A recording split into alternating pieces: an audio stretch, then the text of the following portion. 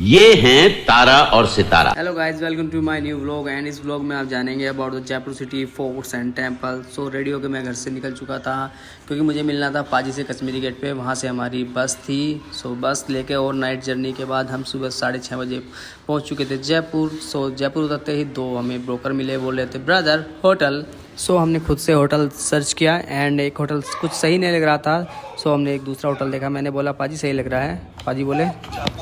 जा पूछ क्या। फाइनली एक होटल हमें पसंद आया। सो फटाफट हमने चेक इन किया एंड देन फ्रेश अप होके, क्योंकि ओवरनाइट जर्नी के हम थके हुए थे गाइस। सो ड्रेस अप होके फ्रेश अप होके जल्दी से हम रेडी हो गए एंड स्कूटी वाले को ऑलरेडी हमने कॉल किया हुआ था। सो हम निकल चुके थे रेडी होके हवा महल के लिए। And before that I want to say something about the Jaipur city guys.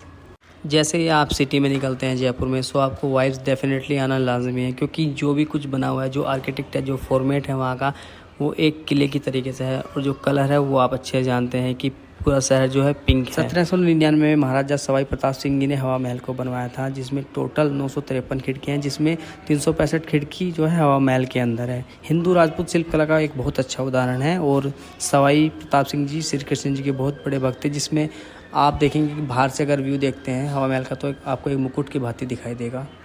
हवा महल का व्यू एंजॉय करने के बाद, फ़ोटो सेल्फी लेने के बाद गाइज हम निकल चुके थे अपने नेक्स्ट डेस्टिनेशन की तरफ, जो कि था अंबर पैलेस, आमेर फोर्ट। बस उससे पहले एक अंकल जी से हमने पूछा तो उन्होंने बताया कि रास्ते में जल महल भी है, आप उसको भी एंजॉय कर सकते हैं। जल महल बेसिकली जो है अरावली पहाड़ियों के बीचों बीच जो है मानसरोवर झील के पास बना हुआ एक महल है। जिस जल महल को रोमांटिक महल के नाम से भी जाना जाता था, जिसको राजपूत राजा सवाई जय सिंह जी ने 1699 में बनवाया था। इसके व्यू को आप एंजॉय कर सकते हैं, बहुत अच्छा व्यू आता है। वहाँ पे कोई जा नहीं पाता महल के पास, एक स्पेशल ऑथराइजेशन के बाद ही आप जा सकते हैं। मछलियों को दाना डाल सकते हैं, व्यू को एंजॉय कर सकते हैं, फ्री ऑफ कॉस्ट है। इसके बाद हम निकल चुके थे गाइज़ अंबर पैलेस के लिए। And one more thing I want to share with you all guys, क्योंकि जयपुर जो है एक फॉरेन प्लेस है, फॉरेन टूरिस्ट प्लेस है बेसिकली। सो यहाँ की रोड्स बहुत अच्छी बनाई हुई हैं। स्कूटी से आप जो ड्राइव करते हैं तो बहुत ही एंजॉय आता है, एकदम clean and neat and clean roads हैं। सो इसके बाद हम सीधे पहुँच गए थे किले के पास। मतलब कि मेरे पास स्कूटी थी तो हम स्कूटी और भी व्यवस्था होती है, देख सकते हैं यहाँ पे जीप्स अवेलेबल है। मतलब इनका नीचे ही सेंटर एक बना होता है जब आप किले के ऊपर आने के लिए तैयार होते हैं। सो ये पेड सर्विस होती है, जीप आपको ऊपर लेके आती है, गाइड भी रहता है, गाइड के अलग पैसे होते हैं, ये घुमा के आपको वापस छोड़ के जाती हैं। किले में एंटर करने से पहले बाहर कुछ ना कुछ ये आइटम, तो बंदूकें, छोटा मोटा आइटम जो है बिकता रहता है, बहुत कॉस्टली भी होता है। सो मैं और पाजी निकल चुके थे प्लेस के अंदर। सो हर कदम पे जो है गाइड अवेलेबल होते हैं, पूछते रहते हैं ब्रदर गाइड। सो गर्मी क्योंकि बहुत थी, सो टोपी चश्मा ये सब बिकते रहते हैं। चश्मे के नाम से याद आया, पाजी की आंखों पर चलते चलते अचानक से पता नहीं कहाँ से एक चश्मा आ गया। Brother goggles. पाजी ने बोला जब इतना खर्चा हो गया रुपये से एक चश्मा ले लेते हैं। एंड गोरी इन द हाउस गाइज। सो किले के अंदर जाने से पहले guys pleasant music for you.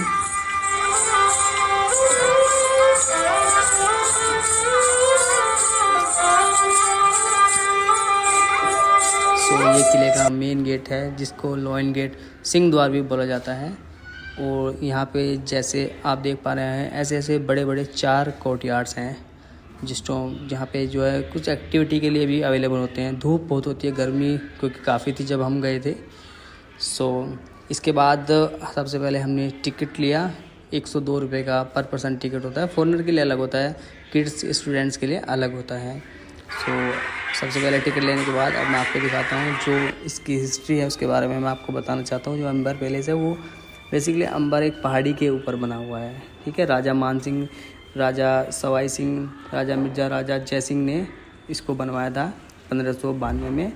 और इसके बाद ये सामने आप देख रहे हैं कि जो दीवाने आम है, जिसके अंदर 48 स्तंभ है।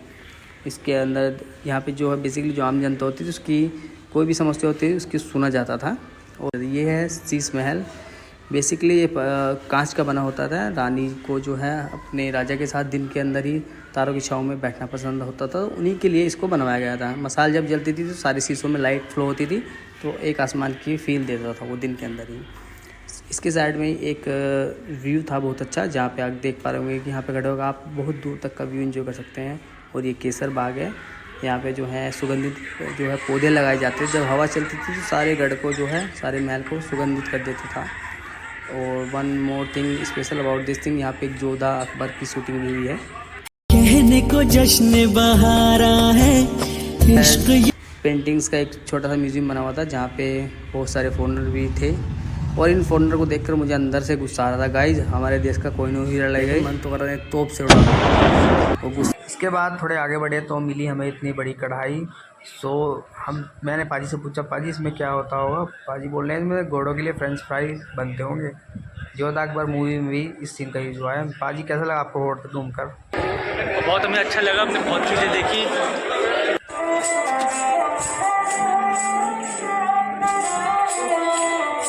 प्लेस का व्यू एंजॉय करने के बाद हम फाइनली निकल चुके थे अपने नेक्स्ट डेस्टिनेशन की तरह, जो कि था नाहरगढ़ फोर्ट। यस, सो क्योंकि दोपहर का टाइम था गाइस, भूख भी लगने लगी थी, सो हमने थोड़ा सा लंच किया। Virgin mojito in the house and हम निकल चुके थे नाहरगढ़ फोर्ट के लिए। सो ये लेक्स का व्यू भी फोर्ट के आगे ही बना हुआ है। तो फाइनली पाजी बने हुए थे यो का एंजॉय करते हुए हम सीधे फोर्ट पे। रास्ते में एक सेल्फी पॉइंट भी पड़ता है, एक व्यू पड़ता है जहाँ पे आप जो है फ़ोटो सेल्फी ले सकते हैं। Again I want to share that roads are very clean and मज़ा आ रहा था ड्राइविंग करने में। So finally we reached at Nahargarh fort. So I want to share something about the Nahargarh fort, जो कि यहाँ पे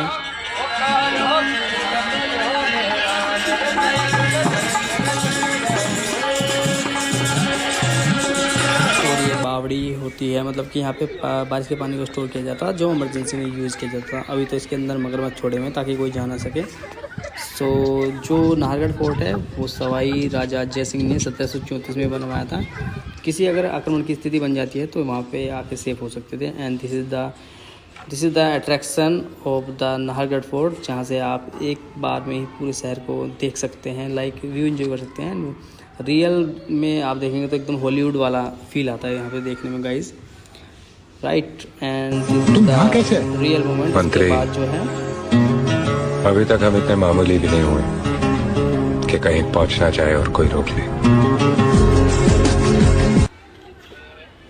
और जो मेन थिंग होती है वो ये है, इसके बाद में सनराइज़ और सनसेट यहाँ का बहुत खूबसूरत होता है, जो कि हार्ट टचिंग भी होता है। Really you can enjoy. So हम फाइनली निकल चुके थे नाहरगढ़ फोर्ट से। सो रास्ते में हमें जयगढ़ फोर्ट का भी रास्ता मिला था गाइस, बट हम बहुत थक चुके थे किले में जाएंगे। हम पहुंचे सीधे रूम पे एंड इसके बाद फाइनली शाम के समय हम एक रेस्टोरेंट पहुंचे डिनर के लिए। सो उसने हमें मेट्रो की स्पीड से मेन्यू कार्ड बताया, हमने ऑर्डर किया एंड डेफिनेटली बहुत अच्छे से उसने सर्व किया। हम जो है उसके गेस्ट थे, लाइक वहाँ पे अतिथि की तरह समझा जाता है एक गेस्ट को। सो उसी का फ़ायदा उठाते हैं मैंने बोला कि क्या आप एक बार दोबारा भी जो है रायता कॉम्प्लीमेंट्री फील कर सकते हैं?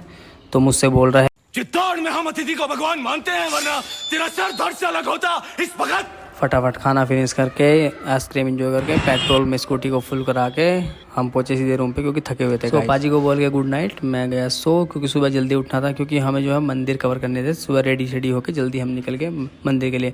सो पहला मंदिर हम गए थे गोविंद देव जी मंदिर, जो कि राधा कृष्ण जी का मंदिर है गाइस। यहाँ पे आपको जरूर आना चाहिए एक बार। इतने सारे लोग जब एक साथ आरती करते हैं तो गूज़बम्स आ जाते हैं।